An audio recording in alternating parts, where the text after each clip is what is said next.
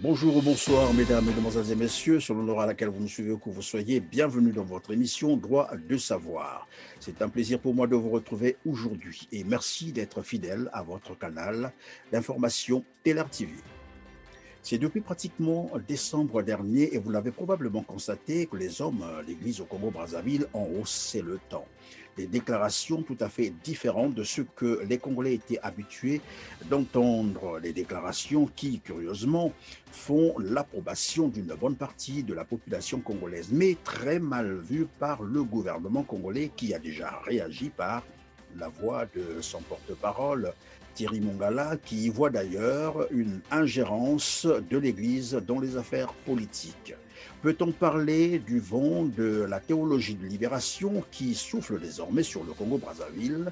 Pour tenter de répondre à cette question, nous avons invité sur notre plateau le docteur Bethuel Machili. Il est professeur d'université, il enseigne la géopolitique en Pologne. Bonjour, professeur.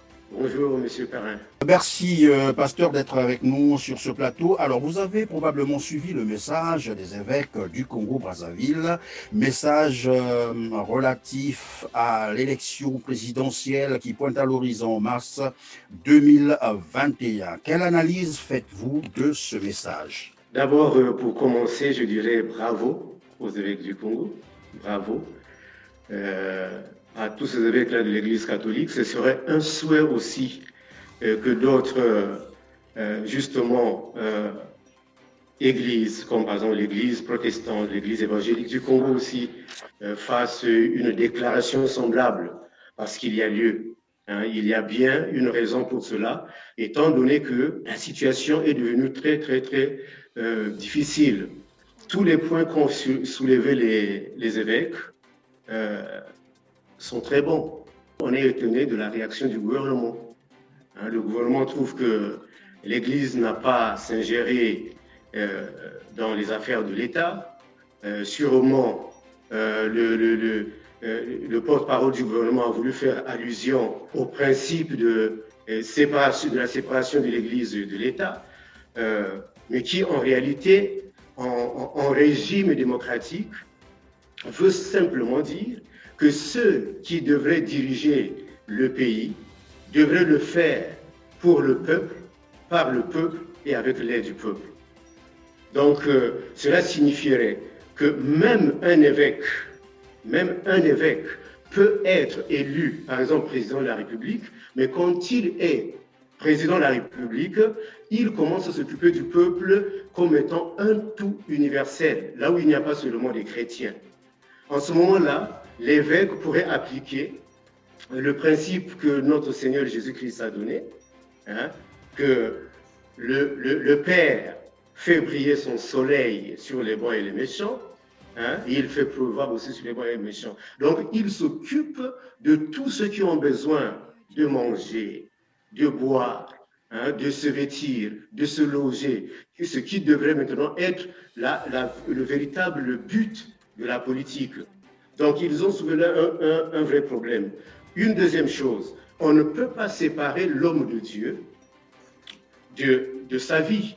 Un homme de Dieu est 24 heures sur 24 appartenant à Christ. Or, nous savons très bien que Jésus-Christ a enseigné beaucoup de principes, mais il a laissé à tout le monde, à tous ceux qui lui appartiennent, un grand commandement, le commandement de l'amour. Aimez-vous les uns les autres, comme je vous ai aimé. Donc, et la Bible précise, puisque nous parlons des évêques, la Bible précise que si quelqu'un qui est croyant, quel qu'il soit, à n'importe quel niveau, s'il est croyant et dit qu'il aime Dieu, mais il néglige son prochain, il hait son prochain, il ne respecte pas son prochain, ça signifie qu'il ment, simplement. Il n'est pas croyant, il n'est pas chrétien. Alors ce que font les évêques du Congo, c'est une très bonne chose, ça signifie qu'ils s'occupent des brebis. Et même quand Thierry Mongala dit qu'il ne s'occupe pas de tous les brebis, mais bien sûr, qu'ils ont parlé en nom d'église. Maintenant, s'il y a des brebis qui se perdent quelque part, qui ne se retrouvent pas, qui ne reconnaissent pas leur pasteur, ça c'est autre chose. C'est autre chose. Troisième aspect qu'on peut tirer de, si vous permettez encore, en parlant, par exemple, en écartant l'Église, c'est comme si le gouvernement voulait restreindre la définition du système politique. Parce que l'Église est partie intégrante du système politique congolais. Quand nous prenons les définitions théoriques, quand on définit un système politique, mais on voit quoi? Par exemple, les organes de l'État, les partis politiques, les organisations sociales, les organisations, ce qu'il a appelé les organisations non gouvernementales, les ONG, les groupes sociaux qui sont formels. Mais alors, quand nous regardons très bien l'Église, occupe bien une place. Soit nous la considérons comme étant un groupe social bien formel, soit une organisation sociale formelle aussi. N'existe pas du néant, et qui a un caractère aussi d'organisation non gouvernementale, puisqu'elle ne participe pas directement dans le gouvernement, mais a l'obligation quand même, il faut le reconnaître, de s'occuper de la société, puisqu'elle vit dans la société. Il y a un autre aspect aussi, sur lequel Thierry Mongala a prêté attention, c'est la question des listes électorales. Il dit que les évêques questionnent comme si c'est maintenant qu'ils sont au courant de cela. Bon, mais les évêques écoutent ce qui se passe dans la société. Mais il y a un problème qui donne quand même du souci. C'est une première que pour cette fois-ci, au Congo, les élections sont organisées en 2 tours. Donc, d'abord, il y a les militaires, les policiers, les gendarmes qui vont aller voter. Et on ne sait pas exactement comment ces listes ont été construites. C'est d'abord elles, et c'est d'abord ces forces-là qui vont aller voter. Et 4 jours après, maintenant c'est la société civile, c'est la population civile qui va aller voter. Mais il y a lieu de s'inquiéter. On se demande pourquoi d'abord cela. Soit parce le gouvernement a une mauvaise intention et est en train de préparer quelque chose vraiment de très dangereux pour le pays. Les rumeurs qui disent que dès le 15 mars déjà, Internet sera coupé, les téléphones seront coupés, donc il n'y aura pratiquement pas de communication entre le Congo et l'extérieur. Mais pourquoi? Et ce sera jusqu'au 25 mars. Pourquoi tout cela? Mais en plus, docteur, en quoi un démocrate devrait-il s'inquiéter ou avoir peur de ce message des prêtres qui, en réalité, interpellent le gouvernement dans les aspects, bien sûr, de transparence et de justice, d'équité, de l'organisation de cette élection présidentielle de mars 2021, en parlant, bien sûr, de la révision des listes et de tout un tas d'aspects qui ont été évoqués. Si réellement ce gouvernement était démocrate ou le candidat était démocrate, en quoi devrait-il avoir peur? En rien, Monsieur Perrin, en rien, il ne devait pas avoir peur. S'il n'y a pas une mauvaise intention qui se cache, et comme nous savons, ce que je voulais dire à travers l'organisation même des élections, cette façon de faire nous dit que le match est déjà gagné d'avance. Entre le 17 et le 21, le monde est en mesure de bourrer les urnes. Et surtout qu'il y a encore des rumeurs qui courent, qu'il y a des citoyens d'autres pays qui reçoivent des cartes d'identité en masse pour qu'eux, ils viennent voter. Or, entre le 17 et le 21, qui va contrôler? Puisque la société n'attend que le 21 pour aller voter. Qui va contrôler le gouvernement? Personne. Donc, le gouvernement ne s'inquiéterait pas de la position, en réalité, de l'Église, si seulement il n'y a pas d'arrière-pensée. S'il n'y a pas d'arrière-pensée, il n'y a rien à faire. Ensuite, l'Église a bien une raison de s'inquiéter. Mais qui sait? hein, quelque part, les églises ont dit, et les évêques ont dit, que les mêmes faits peuvent produire les mêmes conséquences. Nous savons qu'autour d'élections, il y a toujours soit des guerres, hein, l'élection qui a eu lieu, s'il faut l'appeler élection, en 2016, d'abord, les résultats ont été proclamés à 3 heures du matin, pendant que tout le monde dort, et à la même heure, il y a eu un déclenchement de la guerre. Et on ne sait pas le moment où le pays va être dans l'obscurité, c'est-à-dire que personne ne regarde le pays, il n'y a ni Internet, ni téléphone, ni communication avec l'extérieur. Peut-être que c'est un plan d'exterminer. Ajouter à cela le couvre-feu qui démarre à Voilà. 20 heures, donc on ne saura pas qu'est-ce qui va se faire comme opération après 20 heures. Exactement. Exactement, M. Perrin. On ne saura rien. Parce que si seulement il y aura des tueries, par exemple, après 20 heures, mais qui va annoncer à qui? Puisqu'ils ne peuvent pas communiquer. Donc l'Église a raison de s'inquiéter et tous les chrétiens au Congo et dans le monde aussi devraient avoir raison de s'inquiéter et de faire des remarques justement à ce gouvernement. En mai 2018, condamnons bien sûr ou dénonçons la corruption et pointer du doigt la nouvelle constitution, celle bien sûr d'octobre 2015, qui serait responsable parce que il y a des dispositions qui finalement laissent faire certains responsables, donc qui n'empêchent pas la corruption, les tueries, les assassinats et autres. Alors Thierry Mongala est monté au créneau comme d'habitude pour dire que c'était une déclaration politique. Ce que je voulais savoir, à quel moment un acte est-il politique ou non? Voilà, Monsieur Perrin, cette façon de réagir du gouvernement est toujours, peut-être qu'on serait trop, on exagérait en disant que c'est toujours erroné. Une décision est appelée politique quand elle est prise par des acteurs politiques. Et chaque décision politique a un certain processus à suivre. Et dans ce processus-là, il y a un certain centre, hein, le centre de décision qui est quelque part. Donc, si seulement maintenant, le gouvernement trouve que, qu'en dénonçant la corruption, l'Église abuse, cela signifie que le gouvernement voudrait dire à peu près, ou bien insister sur ce qu'il fait maintenant, que la société, la population doit se taire. Parce que même un Congolais simple qui n'est pas évêque, qui n'a aucune fonction dans la société, a le droit de remarquer qu'il y a la corruption dans le pays. Et puisque dans chaque pays démocratique, il faudrait qu'il y ait au moins la liberté d'expression, chaque citoyen peut s'exprimer.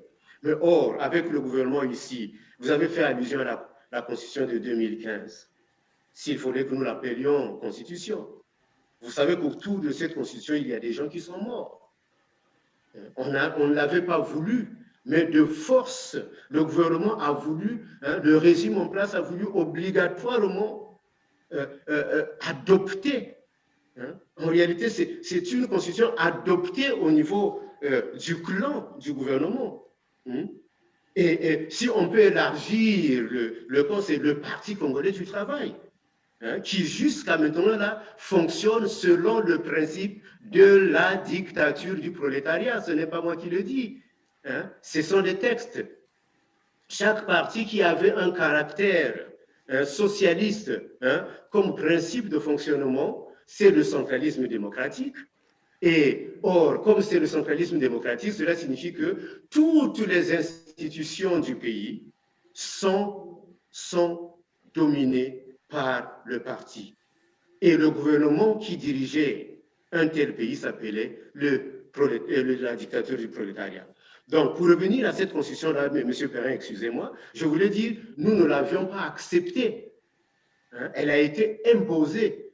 Et dans cette constitution, il y a certaines dispositions. Vous avez fait allusion à cela. Il y a par exemple l'article 10 et 96, les articles 10 et 96 de cette constitution de 2015 qui disent que même le président de la République ou quelqu'un qui a exercé des fonctions ne pourrait juger nulle part, si seulement il a commis quelques crimes il a commis des crimes au moment de ses fonctions, même des crimes de sang. Dans la Constitution, c'est écrit, est-ce que les Congolais savent cela? Et voilà pourquoi on trouve qu'il y a des policiers qui vont tuer les gens n'importe comment. Nous avons suivi le cas de notre sœur Merveille, Makai. Mais si on avait une police qui se dirigeait, selon une constitution démocratiquement adoptée, si seulement il y avait la démocratie au Congo, les policiers, en la voyant même sans masque, devraient chercher à savoir pourquoi. Le policier n'est pas là pour mater la population, mais pour la protéger, c'est le but. Donc, les policiers devraient tout faire pour savoir si elle avait des possibilités, pourquoi elle est sans masque, devraient tout faire pour savoir si elle a toutes les facultés. Mais ne fût-ce qu'en constatant qu'elle ne parlait pas.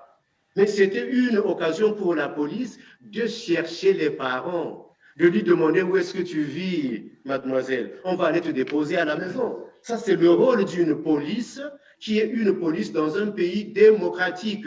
Mais or, si c'est de la dictature, si de la tyrannie, excusez que je le dise, si c'est de la tyrannie, on fait ce qu'on a fait. Donc, vous pouvez tuer comme vous voulez, les policiers tuent comme ils veulent, les gendarmes peuvent tuer, ils savent qu'ils ne seront jugés nulle part. Ils savent aussi qu'on ne va pas les transmettre à un tribunal international, parce que c'est interdit, leur constitution est interdite. Mais alors, donc vous voulez dire que les évêques n'ont pas le droit de parler? Et nous, notre analyse, notre lecture est telle que ça va mal, c'est vraiment mal parti, et il faut changer les choses. Il faut vraiment changer les choses, vous l'avez dit. Alors, dites-nous un peu ce genre de déclaration, puisque d'aucuns parlent d'une théologie de libération qui soufflerait sur le Congo-Brazzaville. Je voulais un peu savoir quelle est réellement la mission, sinon le rôle de l'Église dans les luttes de libération des peuples. Mais oui, bon, mais d'abord, l'Église, comme vous venez de voir là, veille. L'Église veille. Et l'Église aussi peut entamer. On ne va plus revenir sur les mouvements qu'il y a eu en Amérique du Sud. Vous savez que des pays comme le Chili, ainsi de suite, s'il n'y avait pas l'Église, il n'y aurait pas de mouvement. Mais moi, j'ai par exemple un modèle, quand je suis ici devant vous. Quelqu'un aussi qui a porté et des cravates et peut-être aussi un col romain. Martin Luther King. Tous les Congolais, tous les Africains, tous les Noirs dans le monde devraient savoir que si cet homme-là, qui était un homme de Dieu, un homme d'église, ne s'était pas levé, aujourd'hui là, il nous serait très difficile de nous imaginer l'émancipation des Noirs en Amérique. Mais il a soulevé des masses, on ne doit pas revenir sur ça. Tous les Noirs, tous les Africains, tous les Congolais doivent le savoir. Et on voit maintenant le rôle de l'Église. Et lui, aujourd'hui, après quelques années, pendant qu'il a dit qu'il n'est plus de ce monde-là, on a vu aujourd'hui Barack Obama, qui est une progéniture des Africains, qui a pu être démocratiquement élu comme président de la plus grande puissance au monde. Donc, ne fût-ce que ça, c'est un exemple concret. Là où je suis ici, en Pologne, c'est un pays qui a longtemps lutté, qui a voulu se libérer de différents jougs d'ailleurs. Mais le dernier joug, c'était le joug de la dictature du prolétariat, la dictature qu'ont apporté justement ce qu'ils appellent ici les communistes. Mais lesquels les ont aidés à sortir? C'est l'Église. C'est dans les églises qu'on organisait des rencontres. C'est les églises qui ont permis d'avoir des contacts avec l'extérieur. Et enfin, c'est le pape polonais qui a eu une grande influence sur le monde et la Pologne aujourd'hui, sur le monde. Et la Pologne aujourd'hui est un peuple libre qui est en train de décider de sa destinée et qui est en train de se faire une place dans la politique internationale, sur la scène internationale, avec des erreurs ou pas, puisque Thierry Mungala cherche la perfection, il dit que non, il faut justifier ce que nous faisons là-bas. Mais tout le monde, il y a des imperfections quelque part, mais on a un but. On va tous vers cette perfection, on améliore les choses. On ne peut pas prendre des exemples des gens qui s'écartent, comme l'a fait le dernier de la grande puissance mondiale. Il a fait des erreurs et on l'a corrigé, pas par le genre de dialogue national qui est inscrit dans la Constitution du Congo, le Conseil national de dialogue. Mais il y a le texte qui est là, les textes qui sont là en vigueur, et M. Trump devrait laisser le pouvoir. Vous parlez là de l'application de l'Église dans les lieux, bien entendu, des libérations des peuples. Oui. Mais pourquoi donc la résignation du peuple congolais? J'allais dire les chrétiens congolais qui souvent vous disent, écoutez, c'est une affaire de Dieu, laissez Dieu faire, c'est la volonté de Dieu, tout ce qui nous arrive, c'est Dieu qui le veut. Bon, mais je pense qu'il y a eu une erreur. Est-ce qu'on peut penser que c'est un échec de l'évangélisation ou la mission de Dieu au Congo? Bon, mais vous savez, l'erreur est humaine. Mais nous, en tant que chrétiens, tout ce qu'on peut faire, c'est quoi? Quand on constate toujours qu'on est mal parti, qu'on a mal fait, nous avons toujours cette possibilité devant notre Seigneur de revenir et de changer le chemin, de l'ajuster. Donc, il y a une erreur quelque part qui est ancrée dans le cœur des Congolais. D'abord, qu'il y a quelqu'un qui se croit providentiel, qu'il a été envoyé par Dieu. Ce mensonge-là, c'est un mensonge du diable depuis le commencement. Le diable est venu dire à l'homme que si vous mangez de ce fruit-là, vous serez devenus des dieux. Il y a presque 6000 ans de cela, s'il faut prendre les textes bibliques. Aucun homme sur la terre n'est devenu Dieu. Mais il y a des gens qui se sont déclarés Dieu. Donc c'est une erreur quelque part et les chrétiens doivent changer. L'Église aussi doit faire des efforts à leur faire comprendre que même notre Seigneur Jésus-Christ, pendant qu'il est né dans le monde, il y avait déjà un ordre religieux qui existait. Mais c'est aussi une forme de révolution même dans l'Église. Pourquoi Dieu avait permis que le Fils de Dieu vienne pour sauver, alors qu'on pouvait dire non, il y a déjà la maison de Dieu ici, il y a déjà des prêtres. Mais il est venu, ça c'est la première des choses. Donc les chrétiens doivent comprendre qu'ils ne doivent pas accepter n'importe qui, disant que c'est un homme de Dieu. Jésus-Christ, quand il est venu même avant sa crucifixion, est entré dans le temple de Jérusalem. Il a vu que le temple de Dieu, justement c'est pour cela, toute révolution vient quand on voit que l'ordre qui a été donné, qui a été institué, n'existe plus et ne répond plus.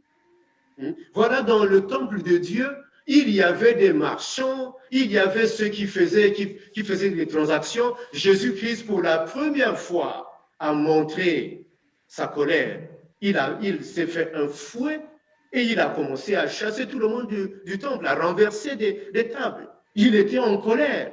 Mais donc, il est temps aussi que les Congolais, pas seulement les chrétiens, que les chrétiens voient quel désordre il y a déjà au Congo, qu'il y a la corruption, qu'il y a l'immoralité, il y a nos enfants qui sont corrompus, il y a des enfants qui sont, comment on appelle, desquels on abuse, ils sont utilisés.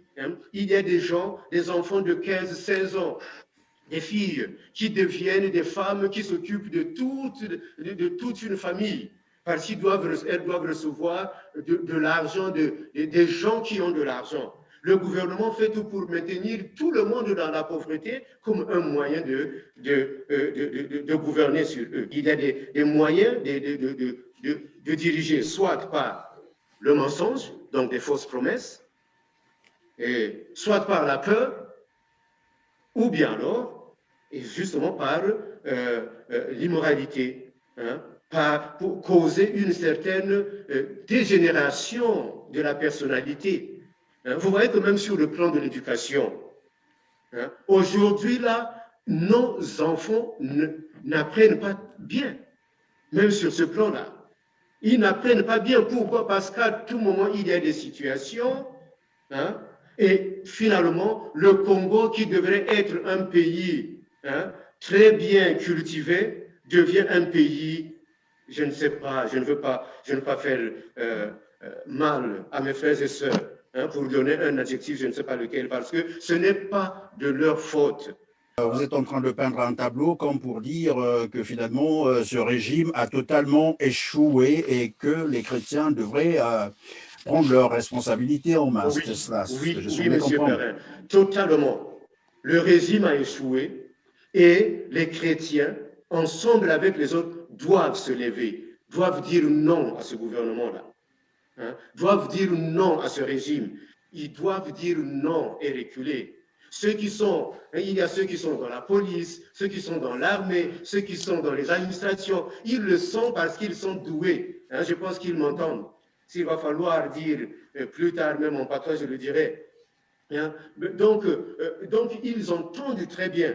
Et c'est le temps d'abandonner. Hein? C'est le temps de quitter ce navire, hein, de ce régime-là. Vous voyez, j'ai eu le courage, j'ai eu l'audace de dire que ce n'est pas un homme envoyé de Dieu. Vous savez, il y a des fragments de la Bible. D'abord, le régime a tellement tué, hein, que pourquoi encore avoir peur? Est-ce que les vies des autres qui sont passées avant nous, hein, donc il ne faut pas avoir peur d'eux.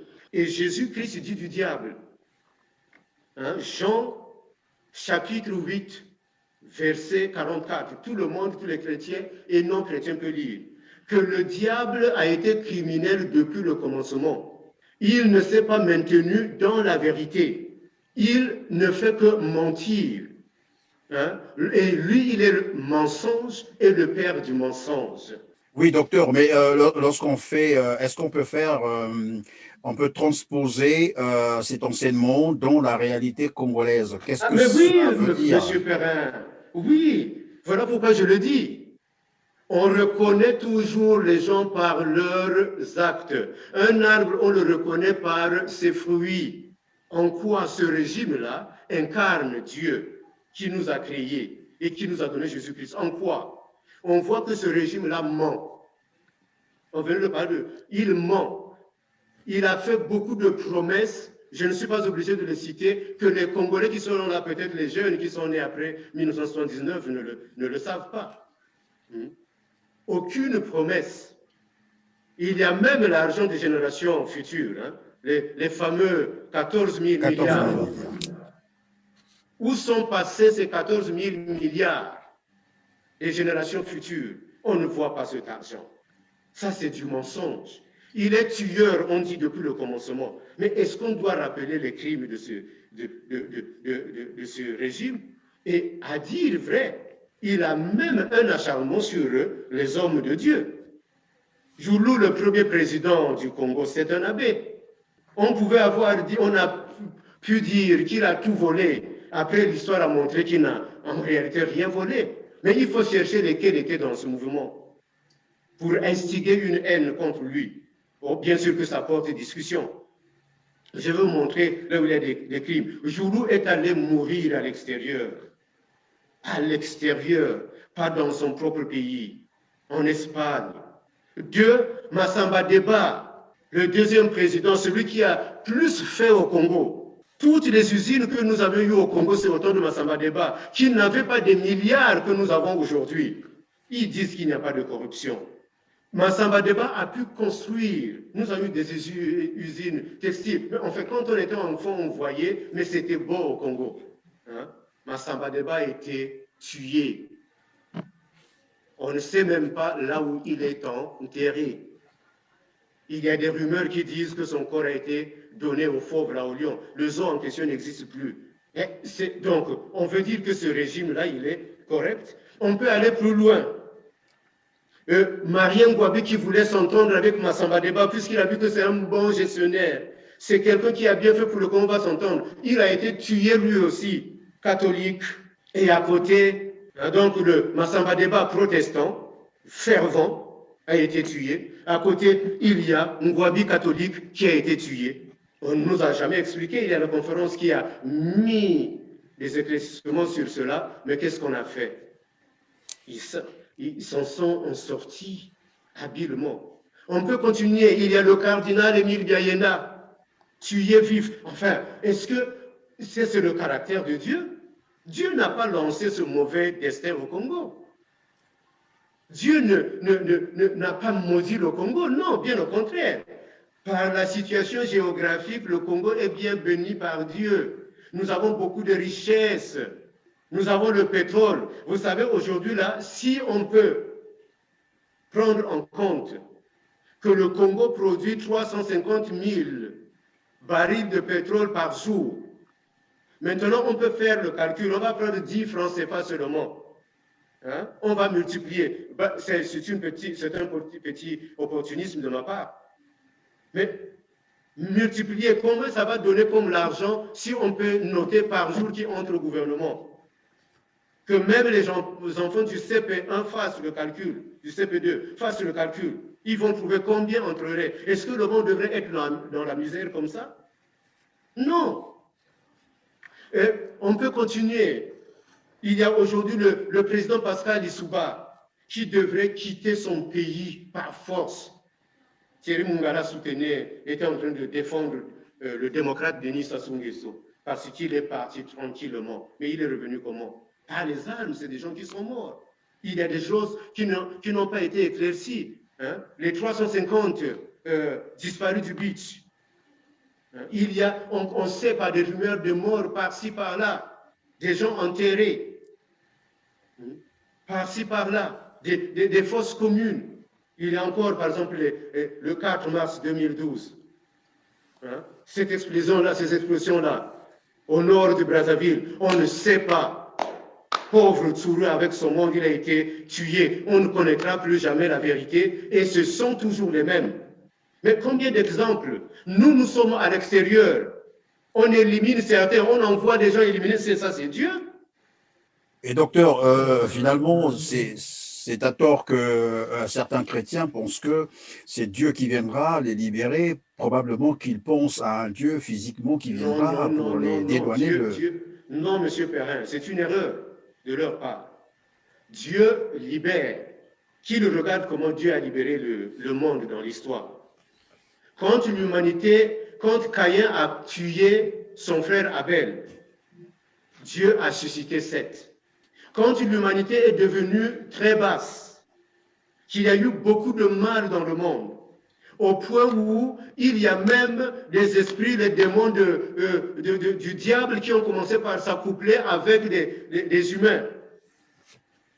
Il y a eu des expériences pareilles. On peut dire que c'est les enfants de Caïn, mes enfants, mais des gens qui faisaient du mal. Il a suscité Noé. Abraham était quelque part en Chaldée. Le monde était plein de magie. Vous savez que la plus grande magie, hein, la plus puissante et cruelle, c'est en Chaldée, là. Hein? Et ils étaient pleins de cela, ainsi de suite. Dieu a trouvé Abraham. Il lui a dit, tu sortiras et je ferai de toi le père des nations. Par des hommes, il a sauvé. Quand les enfants d'Israël se sentaient mal en Égypte, qu'est-ce qu'il a fait? Il a choisi d'abord, on peut parler de Joseph qui a beaucoup souffert. Ça, je ne dois pas le répéter aux chrétiens. Mais il a choisi Moïse qui bégayait, hein, qui ne savait même pas comment parler, pour les faire sortir. Quand Moïse est mort, il y a eu Josué, et ainsi de suite. Quand il n'avait plus Josué, il est apparu un certain Gédéon. Hein, ainsi de suite, ou Gédéon, comme tout dépend de la traduction. Ainsi de suite. Ensuite venaient les juges. Hein, c'est des personnes. Venaient ensuite les prophètes. C'est des personnes. Et venaient des rois. Les rois parce que le peuple a demandé. Écoutez ça. Le peuple a demandé. Quand le peuple a demandé à Dieu qu'il ne voudrait plus être conduit seulement par les prophètes et les prophètes, il voudrait aussi être comme les autres peuples, avoir un roi. Dieu, le prophète s'est énervé, venu auprès de Dieu, qu'est-ce que je dois faire? Dieu a dit, écoute ce que le peuple dit. Si nous, chrétiens, on ne fait rien, cela signifie que nous acceptons cette situation. Alors, c'est nous qui sommes fautifs parce que lui-même, le Seigneur dit, ne donnez pas accès au diable.